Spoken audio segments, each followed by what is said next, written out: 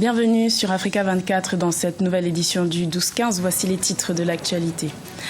Le nord de la République centrafricaine est de nouveau le théâtre de violences. Depuis la fin de la transition en avril 2016, le programme de désarmement des groupes armés peine à être effectif. Au Bénin, un spectacle de danse intitulé Boîte Noire rend hommage aux martyrs culturels. Cette œuvre met en lumière les musiciens révolutionnaires qui ont participé à l'émancipation politique en Afrique. Et puis la cérémonie de clôture des Jeux paralympiques s'est tenue ce dimanche à Rio. 41 délégations africaines étaient représentées à cette compétition. Mais tout d'abord, la 71e session de l'Assemblée générale des Nations unies s'ouvre ce lundi 19 septembre à New York, aux États-Unis.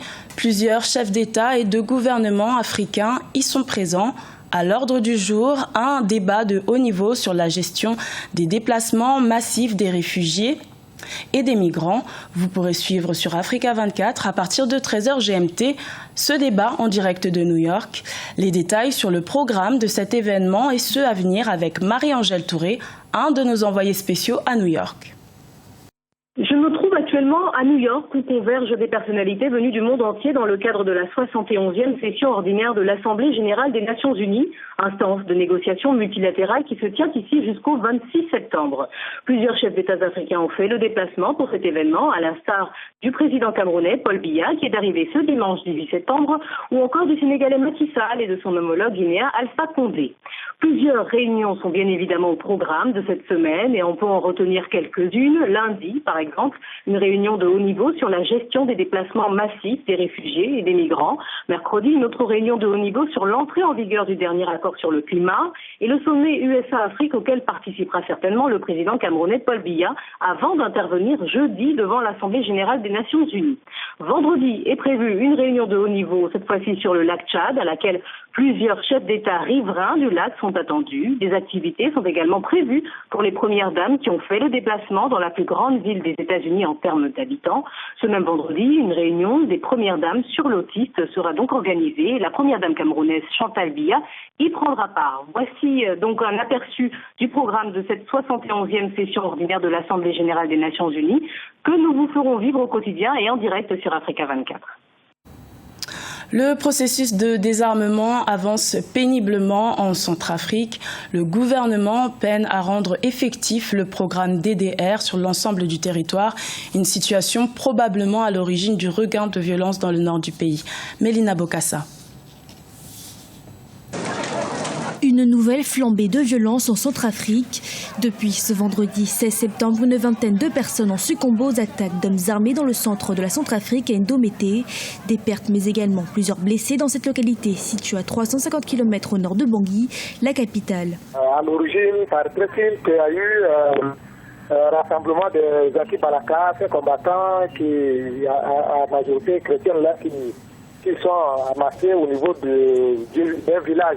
Ndomété, c'est à 10 km au sud-ouest de la ville de Kagabandrou. Et donc, les éléments, les ex-combattants de Séléka, ayant appris la nouvelle qu'il y avait une multitude d'anti-Balaka au niveau de ce village-là, sont venus les affronter et voilà, ça a causé beaucoup de dégâts. Ces attaques illustrent la fragilité d'un processus de stabilisation d'un pays ravagé par des violences intercommunautaires.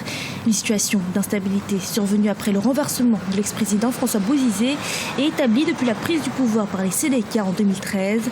Toutefois, le processus de stabilisation est en cours depuis la tenue des élections dans le pays et l'entrée en fonction du président Faustin Archange Touadéra le 30 mars 2016. Justement, le DDRR, le désarmement, démobilisation, réinsertion et rapatriement constitue l'une des priorités du président Touadéra. D'abord, c'est la première d'ailleurs, le premier axe, c'est le désarmement pour un véritable retour à la paix. Malheureusement, vous savez, pour le DDR, il faut des sous, il faut de l'argent. Et le chef de l'État et le gouvernement pensent que le sommet de Bruxelles qui se tiendra, je crois, le 17 novembre 2016 à Bruxelles, pourra permettre aux donateurs de pouvoir mobiliser les fonds pour qu'on puisse amorcer ce processus de DDR. Un sommet de chefs d'État, membres de la CEMAC, communauté économique et monétaire de l'Afrique centrale, est en effet prévu le 17 novembre 2016 à Bruxelles, en Belgique. La République centrafricaine sera au centre des négociations. Objectif, faire un tour de table de bailleurs de fonds afin de permettre au président Faustin-Archange Touadéra de faire face aux difficultés auxquelles il est confronté, notamment le processus de désarmement, démobilisation et réinsertion des anciens combattants. Au Gabon, la coalition de l'opposition a tenu un meeting ce dimanche 18 septembre au cours duquel l'ancien candidat à l'élection présidentielle, désormais soutien de Jean Ping, Casimir Oyemba, s'est exprimé.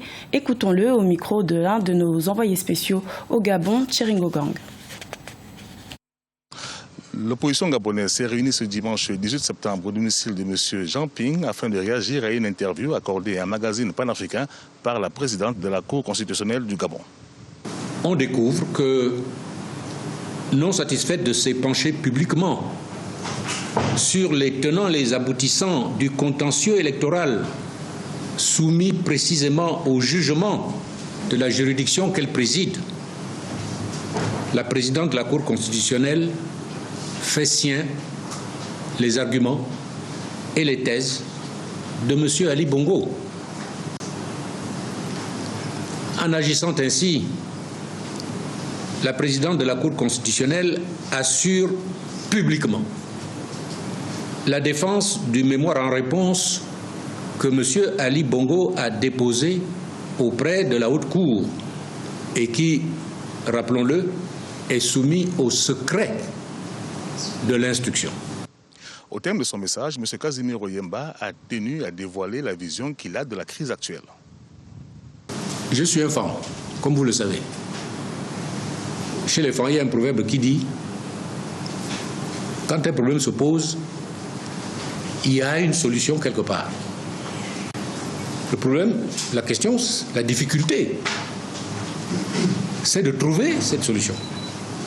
Cette solution, elle peut être mauvaise, elle peut être bonne, mais c'est une solution.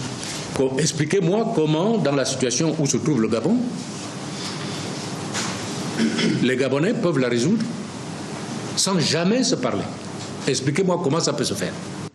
Un appel au dialogue qui n'a pas semblé être partagé par les autres leaders de la coalition Ping. Après une concertation, M. Oyemba est revenu repréciser sa pensée. Quand je disais tout à l'heure que nous devons parler.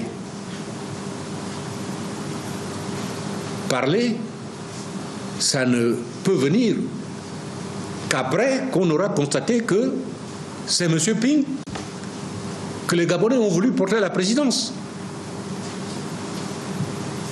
Je n'ai pas voulu du tout, je ne peux pas mettre ça entre parenthèses. Je ne veux pas me mettre en avant, mais je peux quand même mentionner de manière incidente que j'ai apporté une petite contribution à l'élection de M. Ping. Une petite. À titre de rappel, la Cour constitutionnelle du Gabon doit rendre son verdict au plus tard le 23 septembre 2016. Au Bénin, des chorégraphes ont mis en scène un spectacle de danse en hommage aux martyrs culturels, une représentation intitulée Boîte Noire, une œuvre à découvrir dans ce reportage de notre correspondant Leftion. Les chorégraphes béninois Kevin Adjalian et Karl Chibozo rendent hommage aux musiciens révolutionnaires qui ont contribué à l'émancipation politique des pays africains. C'est à travers un spectacle de danse présenté au public ce samedi 17 septembre 2016 à Cotonou. Intitulée Boîte Noire, cette pièce de danse a été créée dans le cadre du festival Dansons Maintenant qui s'est tenu en février 2015. Les jeunes chorégraphes innovent cette fois-ci en plaçant l'objet qu'est la table au cœur du spectacle. Elle constitue le fil conducteur de cette pièce. Généralement, ils sont dans les bureaux, c'est eux qui dictent tout, alors que les personnes qui triment sont dans la rue, ils sont ailleurs, ils sont sur le terrain. Donc, c'est bien beau de rester derrière un bureau, de rester derrière une table, de rester derrière un pupitre et de dire oui, le monde devrait aller comme ci, comme ça, mais la réalité n'est pas celle-là forcément. Donc c'est un peu ce que nous essayons de transmettre et c'est un petit peu comme un symbole de pouvoir. tout le monde convoite la table, tout le monde veut être derrière un bureau, s'habiller bien, alors que tout ne s'y trouve pas en fait. Kevin Adjalian et Karl Chibozo privilégient à travers la pièce les mouvements de danse urbaine du hip-hop. Ils dansent sur les rythmes africains, notamment la samba angolaise et les percussions, afin de valoriser les richesses culturelles du continent. La pièce Boîte Noire est une pièce vraiment physique, vous l'avez constaté. Il faut des séances de répète et pour ne pas être vulgaire, je dirais que ce sont des séances où franchement on essaye de donner le maximum, de danser, de faire vivre aux spectateurs des moments de transe, tout en essayant de danser et de leur faire voir quelque chose de simple, mais en réalité très compliqué. Le duo est à sa deuxième performance de mise en scène. Il entend approfondir davantage sa chorégraphie afin de faire ressortir le mérite des matières culturelles des années 60 à 80. À cet effet, les deux chorégraphes ont mis en place une compagnie de danse dénommée Compagnie Djembe. Les Jeux paralympiques 2016 se sont achevés ce dimanche 18 septembre par une cérémonie de clôture au stade Maracanã de Rio, au Brésil. Lors de cette compétition, le continent africain a remporté 6% des médailles. On fait le point avec Corinne Camdem. Les Jeux paralympiques 2016 se sont achevés ce dimanche 18 septembre par une cérémonie de clôture au Maracanã de Rio, avec pour principal ton fort l'hommage au cycliste iranien Bahman Ghorbanezad, décédé samedi lors de l'épreuve sur route. La cérémonie s'est déroulée devant un stade comble. Nous avons été impressionnés par la passion des Cariocas. Nous sommes maintenant plus motivés que jamais pour offrir les meilleurs jeux possibles dans 4 ans. Comme à Londres, la Chine a une fois de plus dominé les épreuves avec 238 médailles, dont 106 en or. Le Brésil, pays organisateur, occupe la 6e position avec 72 médailles, dont 14 en or. Au niveau du continent africain, les résultats ne correspondent pas forcément aux attentes. Néanmoins, on retrouve notamment l'Algérie à la 24e place du classement avec 16 médailles, dont 4 en or, et le Nigeria à la 28e place avec 12 médailles, dont 8 en or. Je suis un peu déçu car le nombre de pays africains qui ont participé au JO, qui est quand même un nombre très important de 41 nations, pour uniquement 99 médailles, dont 36 en or. Et sur les 41 nations, il y a uniquement 12 nations qui ont pu glaner une médaille. Donc pour moi, le chemin reste long pour l'Afrique en ce qui concerne le sport paralympique parce que la patte existe, il suffit de leur donner les moyens. Et encore une fois, il faut prendre en considération cette frange de la population qui pourrait donner beaucoup de satisfaction pour le continent africain aux prochaines Jeux Olympiques. Rendez-vous dans 4 ans à Tokyo où la flamme paralympique qui s'est éteinte hier soir à Rio se ravivra. Ce journal a été réalisé par l'ensemble de la rédaction. Merci de votre fidélité. Retrouvez dans quelques instants une nouvelle édition de l'information sur Africa 24.